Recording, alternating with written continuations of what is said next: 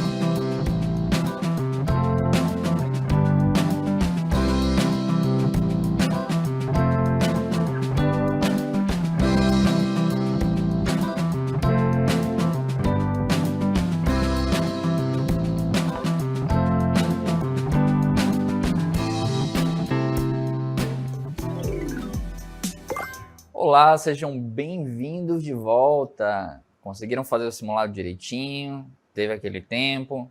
As questões estavam ok? Então, vamos lá para o nosso gabarito.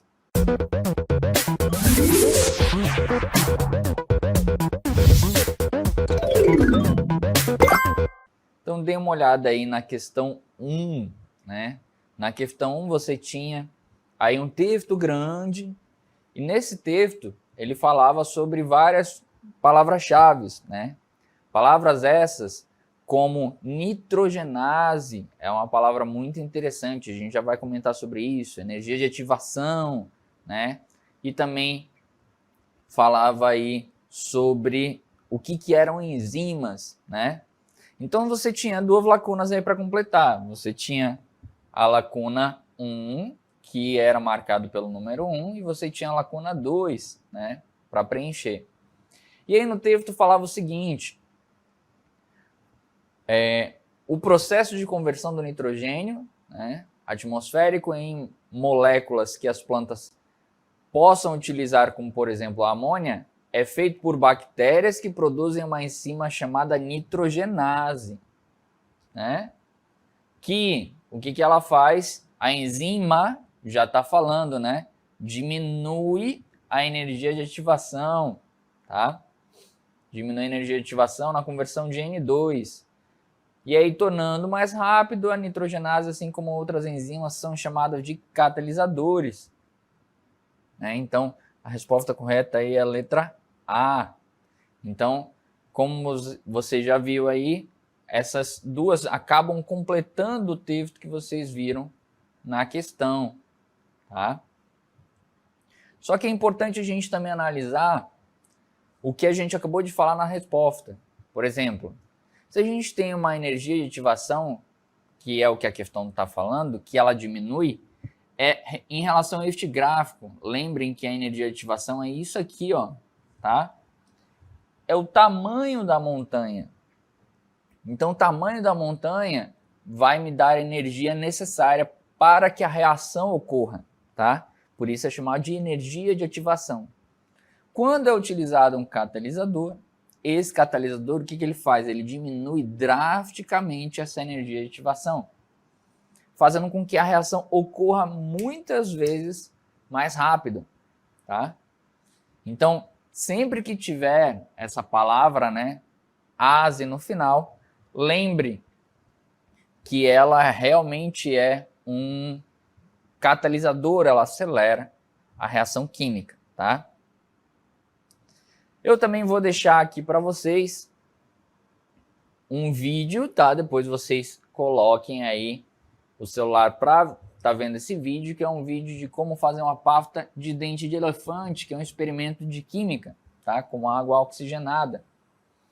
Nesse experimento, o que a gente tem? Nós temos um recipiente, tá?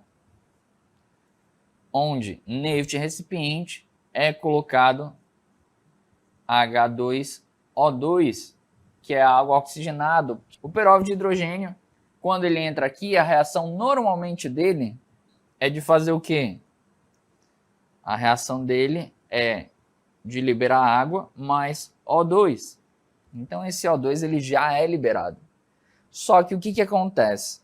No vídeo ele adiciona o iodeto de potássio, né? Também adiciona o detergente, mas o detergente é só para ficar bonitinho. O iodeto de potássio é um catalisador que faz com que a reação ocorra imediatamente, tá bom?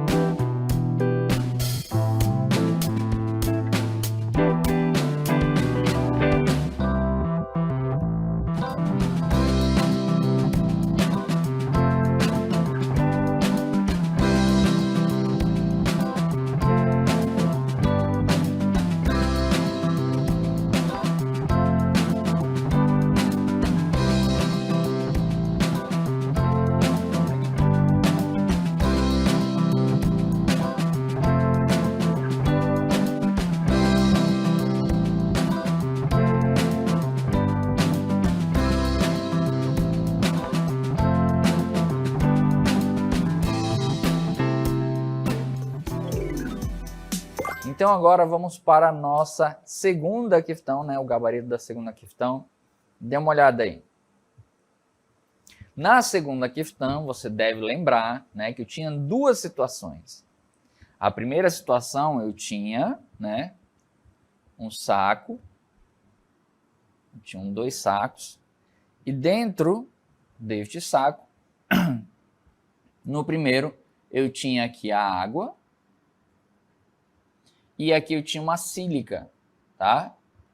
Que no texto já fala que a sílica é um secante, tá? Aí aqui eu tenho raspas, tá? E eu tenho um prego. Raspas, e aqui eu tenho um prego, tá? Ah, professor, o que são raspas? Raspas são o que o nome já diz, tá? É como se eu pegasse o prego e cortasse ele todo em pequenos pedacinhos, tá? Então, o que o texto pede aqui como pergunta? A primeira e a última amostra de ferro que mostra a ferrugem, ou seja, que oxidou. Então, é importante você ter a informação de que neste primeiro, né, eu tenho a água. No segundo, eu tenho a sílica. Qual é a diferença? Aqui eu já tenho água no ambiente para que ocorra a ferrugem, tá? E aí, aqui tem um fator muito importante, que é o quê? Como tem água no ambiente, vai facilitar ser oxidado, mas você tem que analisar a superfície de contato. Por exemplo, aqui a superfície de contato é maior nas raspas, tá? Porque ele está todo separado, então é mais fácil de oxidar do que o prego, tá? Já aqui na sílica eu não tenho água, mas o raciocínio é o mesmo. Quem vai oxidar primeiro é este e depois este. Então, olha aí, ele quer a primeira e a última amostra.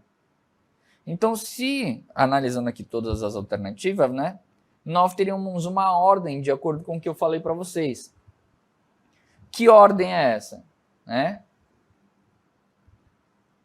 Olha o raciocínio. No saco plástico que contém água, teremos o prego oxidado de forma mais lenta, né?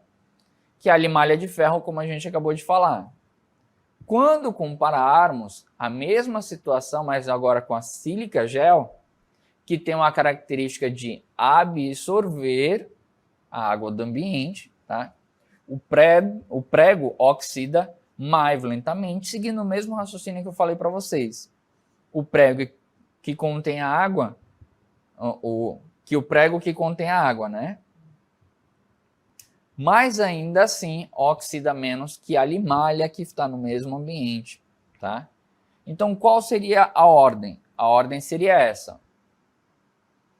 Lembrando que nós temos 2 conjuntos, né? Só lembrando novamente, 2 conjuntos. Lembrando que eu tenho a água em um e no outro eu tenho a sílica, tá? Então, beleza. No que tem a água, que é o conjunto 1, e aqui é o conjunto 2, quem vai oxidar primeiro é a limalha. Quem vai oxidar em segundo é, no conjunto 2, a limalha também, tá? O 3 que vai oxidar é o prego do conjunto 1, que tem a água, e por último o prego do conjunto 2. Então, se a gente colocar em sequência, o que ele quer? Ele quer o primeiro que oxida, né? E o último que oxida. Então, nessa ordem, nós teremos aqui o gabarito na letra E, tá? A limalha do conjunto 1 e os pregos do conjunto 2, tá? Olha aí como a gente seguiu o raciocínio. Então, não esquece, qual é a diferença da limalha de ferro para um prego?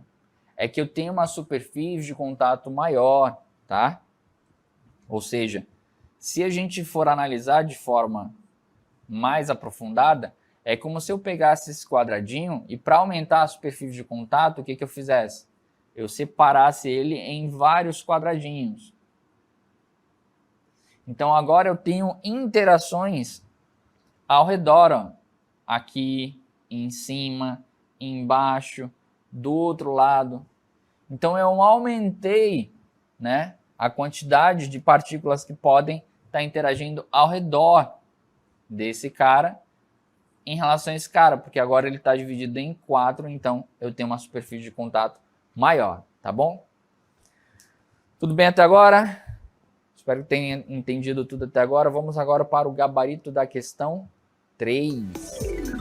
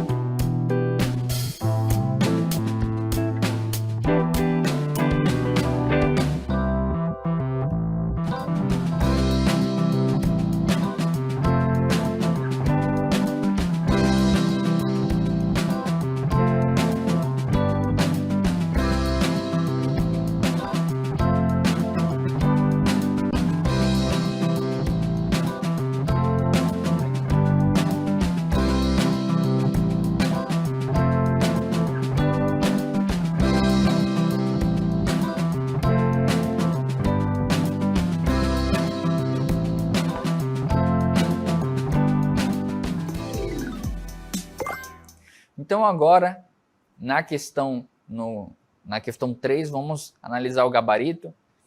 Tenho certeza que vocês leram o texto direitinho, com calma, né? Notem que vários fatores que a gente analisa em reações químicas tem nessa situação. Olhem o texto, vamos lá.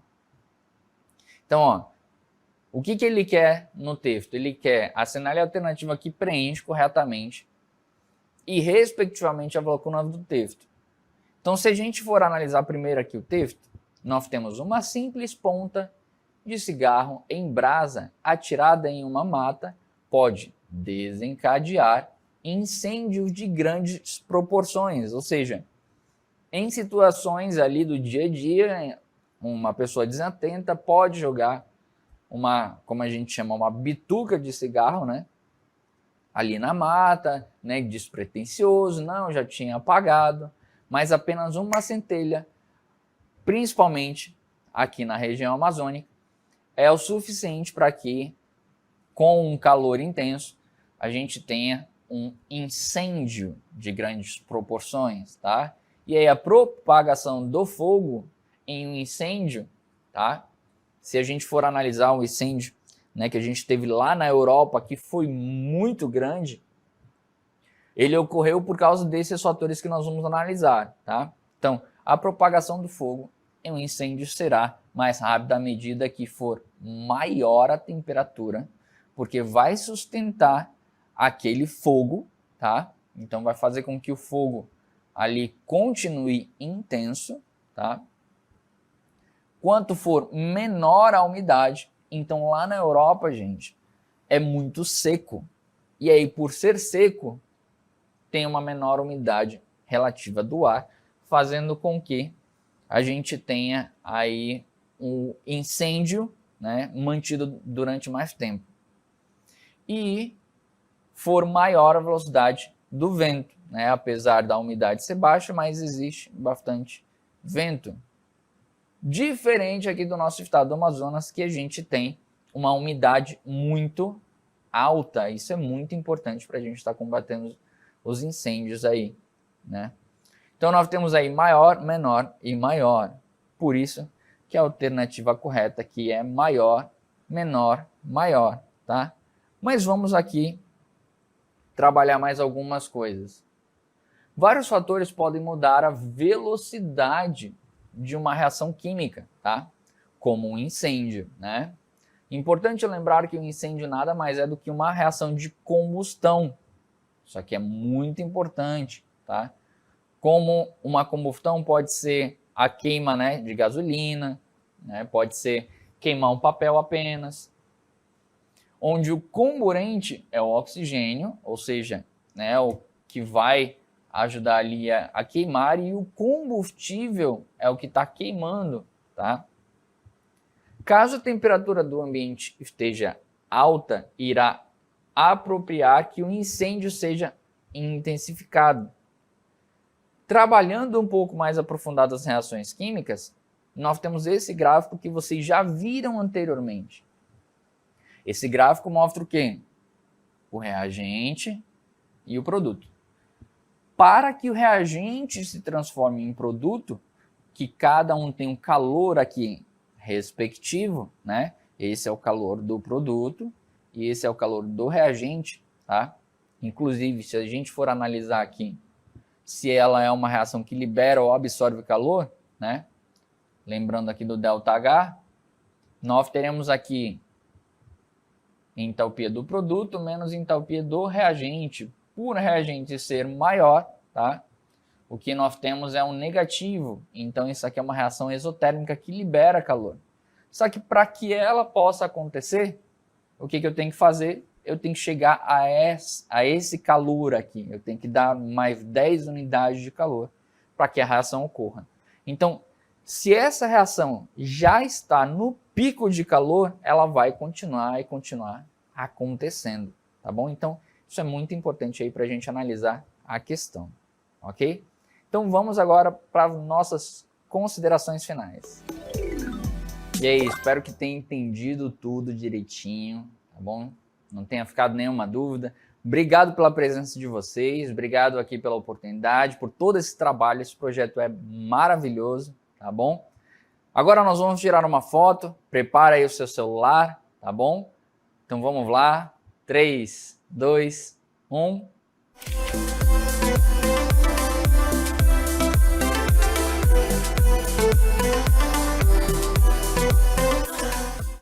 Show! Não esquece de postar nas nossas redes sociais, tá?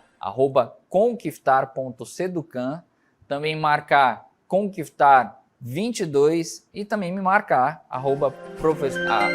@Paulo Torres Neto, tá? Não coloca o professor, é só Paulo Torres Neto. Muito obrigado pela presença de vocês e até a próxima.